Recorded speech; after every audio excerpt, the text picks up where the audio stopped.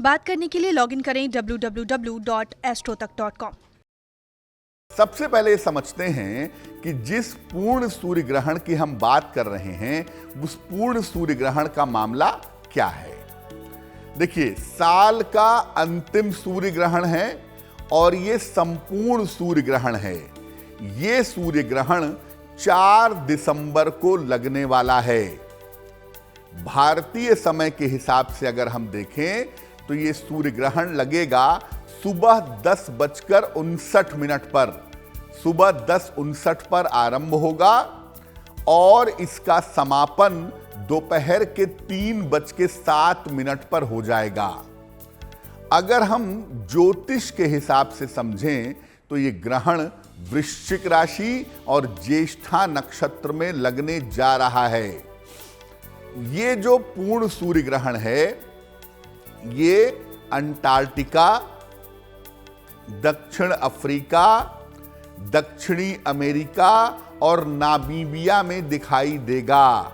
पूरी तरह से इस सूर्य ग्रहण को देखने के लिए आपको अंटार्कटिका जाना पड़ेगा। भारतवर्ष में इस सूर्य ग्रहण के दर्शन नहीं हो सकेंगे।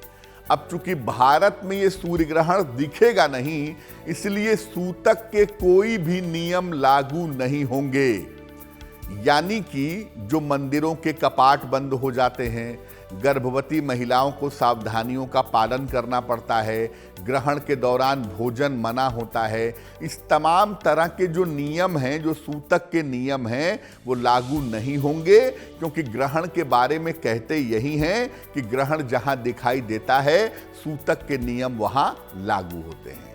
अब ये जानते हैं कि इस बार सूर्य ग्रहण विशेष क्यों है। एक तो हम कह रहे हैं कि भाई पूर्ण सूर्य ग्रहण है, साल का अंतिम सूर्य ग्रहण है, तो इस बार सूर्य ग्रहण इतना ज्यादा इंपॉर्टेंट क्यों है, विशेष क्यों है। देखिए, ये जो ग्रहण लगने जा रहा है 4 दिसंबर को, इसमें सूर्य का जो संबंध है, जो संयोग है, वो केतु के साथ बन जाएगा। सूर्य और केतु एक साथ ही साथ इस ग्रहण में चंद्रमा और बुध भी एक साथ होंगे। यानी 4 ग्रह एक साथ हो जाएंगे, सूर्य, चंद्र, बुध, केतु, और इसके साथ राहु का एक्सिस भी होगा। सूर्य और केतु का प्रभाव होने की वजह से दुर्घटनाओं की संभावना बनेगी। खास तौर से अग्नि से संबंधित, वायुयान से संबंधित, या जो ट्रांसपोर्टेशन के, परिवहन के साधन हैं, उनसे संबंधित दुर्घटनाओं की संभावना बनेगी।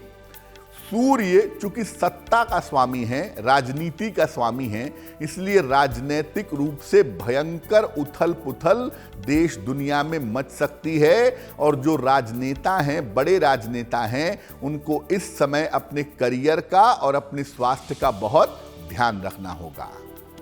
अब चूंकि वृश्चिक राशि इसमें इन्वॉल्व हो रही है, वृश्चिक राशि में ग्रहण लग रहा है। वृश्चिक राशि जो है ये विष की राशि है, पॉइजनस है, इसलिए बीमारियां और स्वास्थ्य की समस्याएं बढ़ेंगी। मैं ये नहीं कहता कि दोबारा से महामारी आ जाएगी, लेकिन ये जरूर है कि जो छोटी छोटी बीमारियां भी हैं वो इस समय बढ़ेंगी। लोग मच्छरों के काटने से, सामान्यतः वायरल बुखार से, यानी छोटी छोटी बीमारियों से काफी ज्यादा लोग परेशान होंगे। आकस्मिक दुर्घटनाएं घट सकती हैं और त्रासदी जैसी स्थितियां बन सकती हैं। यानी देश दुनिया में बहुत सारी चीजें इस समय बदलेंगी जो ज्यादातर बेहतर नहीं होंगी। और वैसे तो कहा यह जाता है कि ग्रहण का जो प्रभाव है, सूर्य ग्रहण का, वो सरकार पर, राज्य पर, गवर्नमेंट पर या सरकार के हेड के ऊपर 6 महीने तक रहता है, लेकिन सामान्यतः अगले 15 दिन तक इसका प्रभाव ज़्यादा रहता है। तो सूर्य ग्रहण का जो प्रभाव है वो अगले 15 दिनों तक ज़्यादा रहेगा। और इसमें चूंकि कॉम्बिनेशंस ऐसे बन गए हैं, संयोग ऐसे बन गए हैं कि ये ग्रहण बहुत सारी मुश्किलें सामान्यतः लोगों के जीवन में पैदा करेगा, इसीलिए ये ग्रहण बहुत ज्यादा महत्वपूर्ण है। अब आपके मन में एक प्रश्न जरूर आ रहा होगा कि पंडित जी ने कहा है कि सूर्य ग्रहण भारत में दिखेगा नहीं तो सूतक के नियम लागू नहीं होंगे। तो जब सूतक के नियम नहीं लगेंगे, भारत में ग्रहण नहीं दिखेगा, तो इसका प्रभाव हमारे ऊपर क्यों पड़ेगा और कैसे पड़ेगा? देखिए, जैसा आपको पहले भी बताया कि सूर्य ग्रहण भारत में दिखाई नहीं देगा। ज्यादातर सूर्य ग्रहण का पूर्ण दर्शन जो होगा वो अंटार्कटिका के इलाकों में होगा। अब चूंकि सूर्य ग्रहण भारत में दिखेगा नहीं, इसलिए शास्त्रों के हिसाब से सूतक संबंधी नियमों का पालन करने की जरूरत नहीं होगी। लेकिन देखिए, सूर्य जो है वो पूरी दुनिया में एक ही है और सूर्य प्रभावित हो रहा है। सूर्य जब भी प्रभावित होगा, आपके यहां दिखता हो या ना दिखता हो, आप प्रभावित होंगे। सूर्य बुरी तरह प्रभावित होगा और 4-4 ग्रहों का संबंध, सूर्य, चंद्र, केतु, बुध और राहु का एक्सिस, ये 4-4, 5-5 ग्रहों का संबंध आपस में बन रहा है और सूर्य प्रभावित हो रहा है। इसलिए ये संयोग और परिवर्तन हर व्यक्ति पर प्रभाव डालेगा। आप ये नहीं कह सकते कि सूर्य भारत में दिखेगा नहीं सूर्य ग्रहण, इसलिए भारत में प्रभाव नहीं होगा। प्रभाव बिल्कुल होगा, क्योंकि सूर्य प्रभावित होगा, इसलिए इसका प्रभाव आपके जीवन के ऊपर जरूर दिखाई देगा। सूर्य ग्रहण जो है, आपको ये लगता होगा कि बड़ी बुरी घटना है। सूर्य ग्रहण क्यों पड़ जाता है, ग्रहण क्यों आ जाता है, इससे तो नुकसान ही होता है, जीवन में दिक्कतें आ जाती हैं। लेकिन देखिए, जो ग्रहण का समय होता है ना, जो ग्रहण का काल होता है, उसमें अगर आप प्रार्थना करते हैं, अगर आप उपासना करते हैं, तो ईश्वर आपकी समस्याओं को ग्रहण कर लेते हैं। इसीलिए कोई भी ग्रहण हो, चाहे वो चंद्र ग्रहण हो, चाहे वो सूर्य ग्रहण हो, इसके भी लाभ होते हैं और इसका लाभ उठाना चाहिए। तो चूंकि हम पूर्ण सूर्य ग्रहण की बात कर रहे हैं, इसलिए अब आपको बताते हैं कि सूर्य ग्रहण से फायदा कैसे हो सकता है, इस सूर्य ग्रहण से लाभ कैसे उठा सकते हैं। देखिए, सूर्य ग्रहण का जो समय है, आपको शुरुआत में ही बताया, लगभग सुबह के 11 बजे से 3 बजे के बीच का समय है।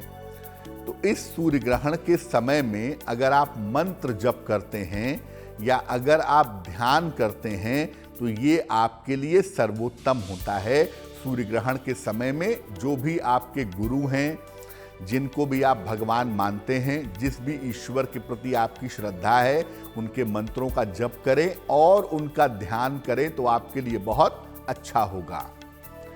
ग्रहण के दौरान आप कुंडली के अशुभ योगों को भी समाप्त कर सकते हैं। यानी जिस ग्रह की वजह से आपकी कुंडली में अशुभ योग बना हुआ है, उस ग्रह की पूजा उपासना करके आप उसके अशुभ योग को भंग कर सकते हैं।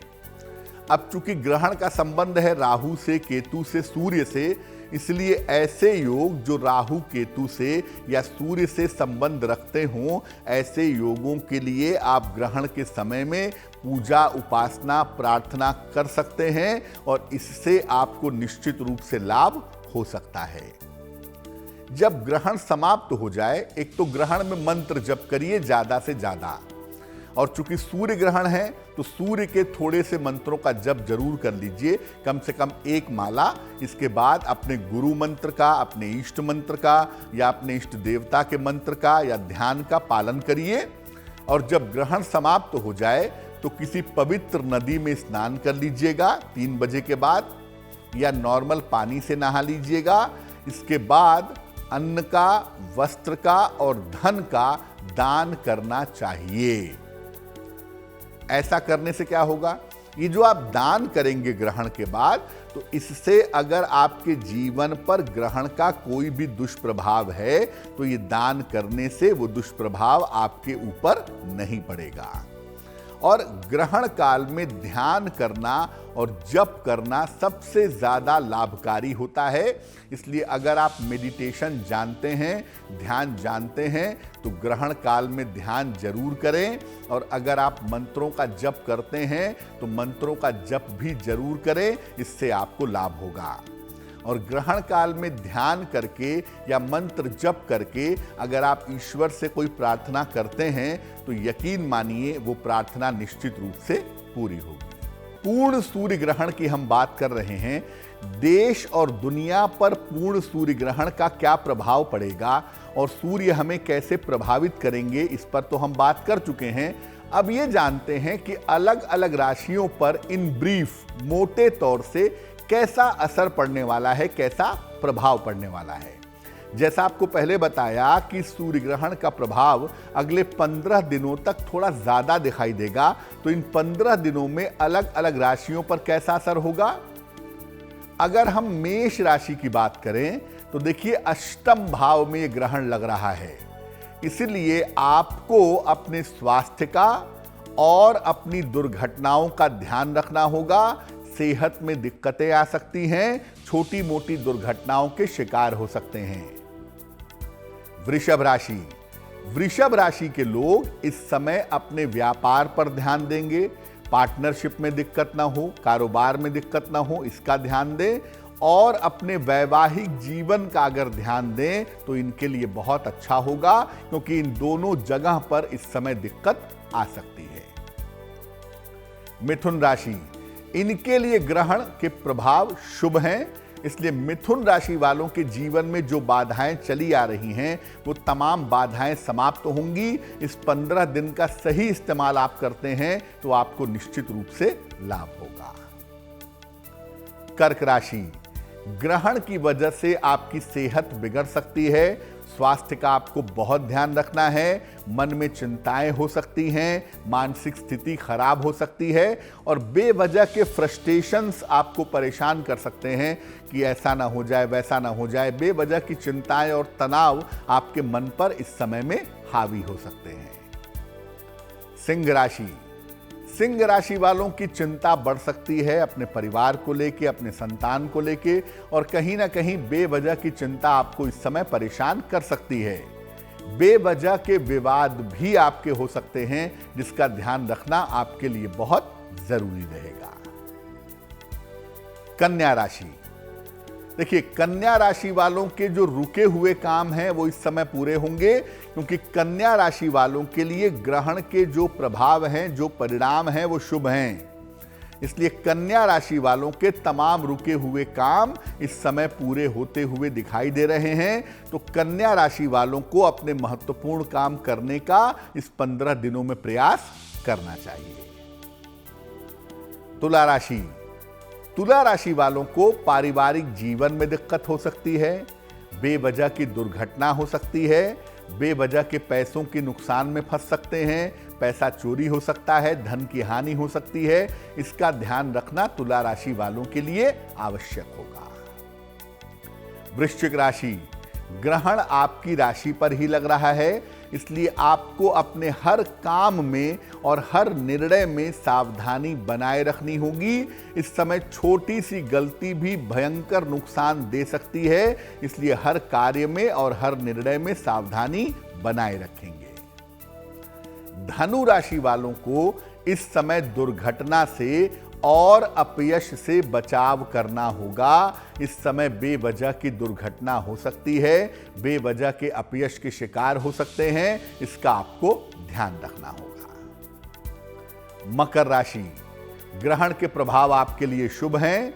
मकर राशि वालों के जीवन में करियर के मामले में, स्थान के मामले में बड़ा परिवर्तन हो सकता है और ये परिवर्तन आपके लिए बड़ा होगा और काफी लाभकारी होगा। ये संभावना आपके लिए जरूर दिखाई दे रही है।